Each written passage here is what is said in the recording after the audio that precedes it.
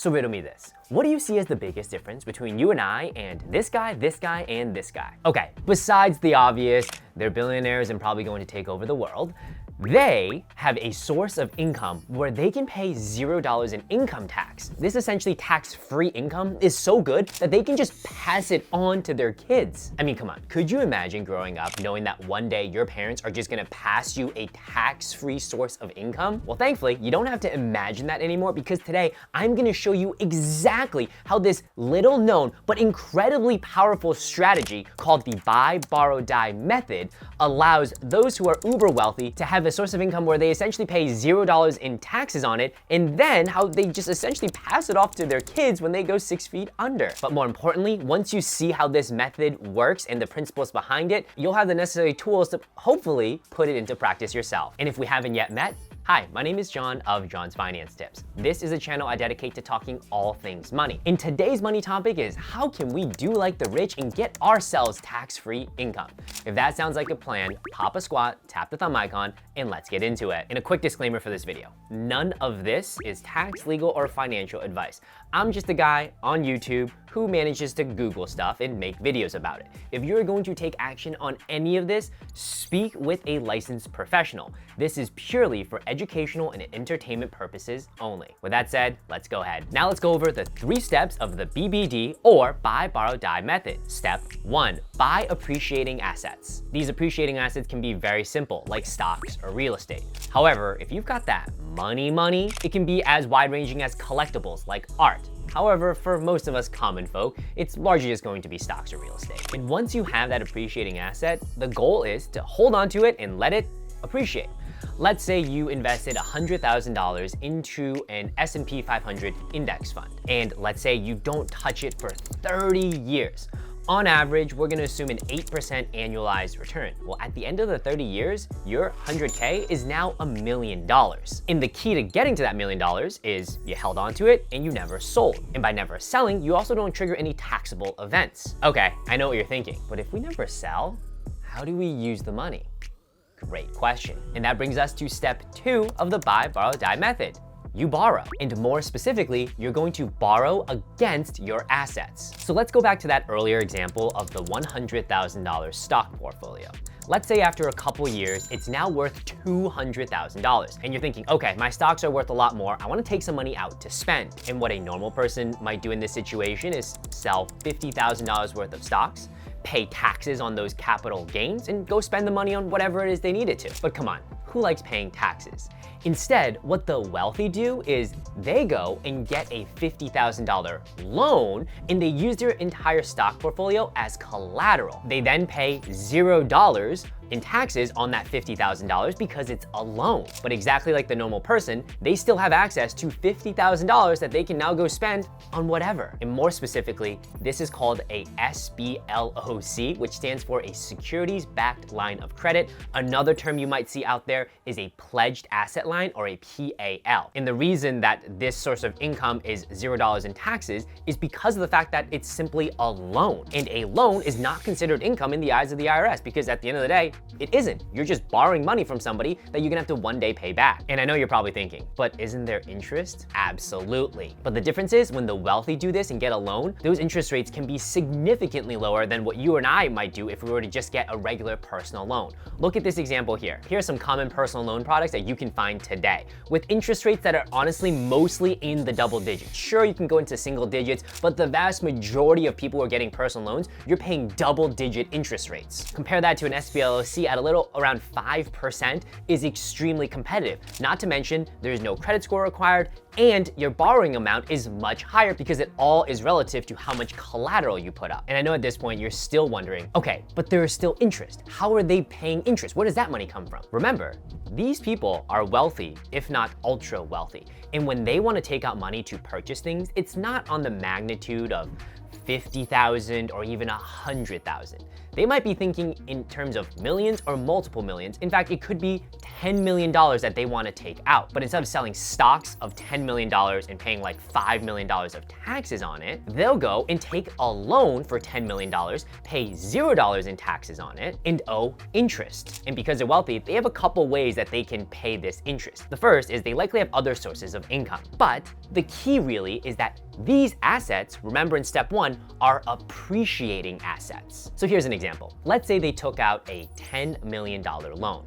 And typically when you take out a loan and you put up your stock portfolio as collateral, you don't want to be too aggressive. And it's typically smart to not take out any more than 50% of your portfolio's value as a loan. So if you take out a $10 million loan, that would be 50% of a $20 million portfolio. Now, a $10 million loan from this platform called Interactive Brokers would come in at an interest rate of 5.11%. And let's assume you took out this loan January 1, 2024. And remember, last year on December 31st, 2024, the stock market was up 25%. Now, I am not saying that is going to be the case every single year. In fact, it's not, but bear with me in this example so you can understand how this works. So at the end of 2024, your $20 million portfolio is now worth $25 million. And the other things that's gonna happen at the end of 2024 is you owe interest, over $500,000 of interest on that loan you took out. So how can you pay it off? Well, as someone who's wealthy, you maybe have other sources of income to put into here. But remember, the game is played on the appreciation of your stock portfolio. So your stock portfolio went from 20 to $25 million. What's 50% of that? $12.5 million. That's 50%. What you can do is you can refinance your original loan, which is a $10 million loan, into a $12.5 million loan, and then the difference goes and pays off the $500,000 of interest. Like, what?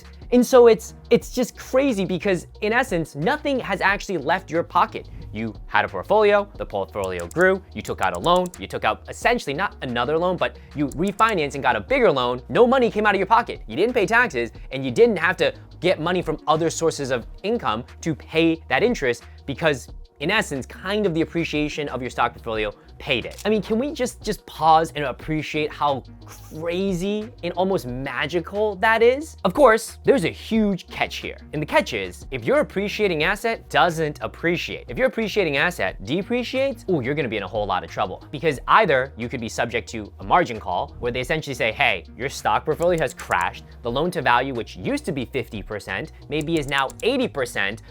You either need to put more money in to maintain that 50% loan to value ratio, or we're just gonna go and take what we have as collateral and just sell it. So that's the big catch. It's an appreciating asset in a good market. But to really drive home why someone would be taking out a loan versus not, let's just use this final example of John and Viv. John and Viv both have a $10 million portfolio. John decides he wants money now. And so John goes and sells his entire $10 million stock portfolio. He probably pays like $4 million in taxes, and he's got $6 million of cash money to go spend as he pleases. All right, he's feeling good. Viv decides with her $10 million portfolio, she's actually gonna go and take out a loan for $6 million at a 5% interest rate, but she'll essentially pay $0 to taxes. And at the same time as Viv has her $6 million loan that she can go and use for whatever spending activities, she also still has that $10 million portfolio sitting in the market, and let's assume that it has an average market return of 8%. And so now, John's portfolio, $0. He's just spending $6 million. Viv's portfolio is still that 10 million, but she's still also getting to spend $6 million.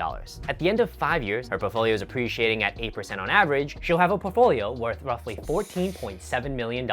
And she still was able to spend $6 million while John just spent $6 million and paid the rest in taxes. And so if we can think of it on a longer time scale with larger amounts of money with lower interest rates, this would leave Viv way wealthier than John in the long term. And speaking of long term, that's where the true magic comes, and it's in this final act. So let's move on to step 3, die. This is the part where we go 6 feet under. However, by using the buy, borrow, die method, we also know that at this part is where we can now pass this tax-free income off to our kids. And this is just such a magical moment, and I think it's very unique to the United States. So here's what happens. When you go 6 feet under, your assets, let's say your stocks, can be passed off to your kids at a stepped up cost basis. It basically resets the cost basis to 0. Let's use an example. That probably was gonna be more helpful. Let's say you had a $10 million stock portfolio you bought in at.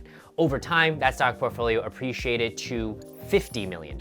If you were still alive and you decided to just pass that $50 million stock portfolio to little Johnny, and little Johnny decided that he was gonna turn around and just sell it immediately as soon as he got it, well, he would have to pay taxes on the capital gains. And the capital gains is $40 million. Basically, what it is worth today, $50 million, minus the original cost basis, $10 million equals $40 million. However, if instead you didn't give it to little Johnny while you were alive and he only received it after you went 6 feet under, he would receive that $50 million at a stepped up cost basis, which basically means the acquisition cost was $50 million and its current value is $50 million. So if he turned around and sold it immediately, there's $0 in capital gains. It almost kind of resets the clock. I mean, that is just crazy. So you can kind of see generationally, you can just kind of keep passing it on and on and on. But of course, you taught little Johnny well. He's not gonna take that $50 million and immediately sell it. What he's then gonna do is start this buy, borrow, die method all over again. And that really is, if we're talking about generational wealth, how the ultra wealthy do it, this is absolutely the key. And this is it. This is the buy, borrow, die method on how you can have tax-free income.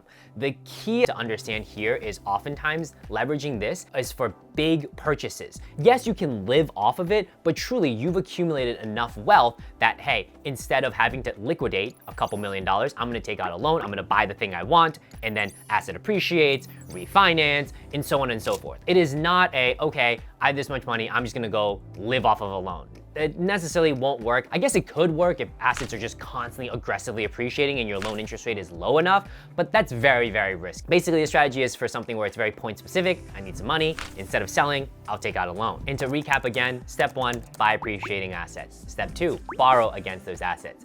Step 3, go 6 feet under and pass everything off to your kids at a stepped up cost basis. I will say it certainly takes a good chunk of wealth to do it, but hopefully this video gave you some ideas of, hey, what are the principles behind it, which basically is you obviously want appreciating assets, but also how do you collateralize certain assets you might already have today? In fact, I would say for the majority of folks, myself included, the one asset that we can collateralize is the home that we're in.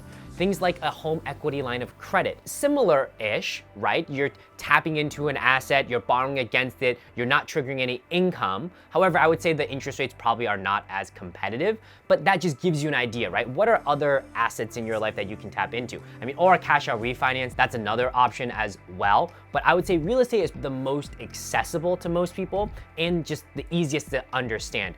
And you don't need a ton of it. You buy a house, it appreciates, you can go get a home equity line of credit. Anyway, folks, this has been an incredible video. Hopefully you took something away from it. As always, comments, questions, drop it down below. Otherwise, I'll catch you on the next one. And if everything I described in the video was kind of whoosh, or you want more information on it, I actually do recommend you working with a financial advisor for things like estate planning especially, but also for just if you have general personal finance questions and you want to get more granular. Now, if you work with a financial advisor though, the key is you must find one that charges a fixed fee every year, not someone who's gonna charge you a variable fee. Because my question is, do you wanna know the price of something before you buy it or after?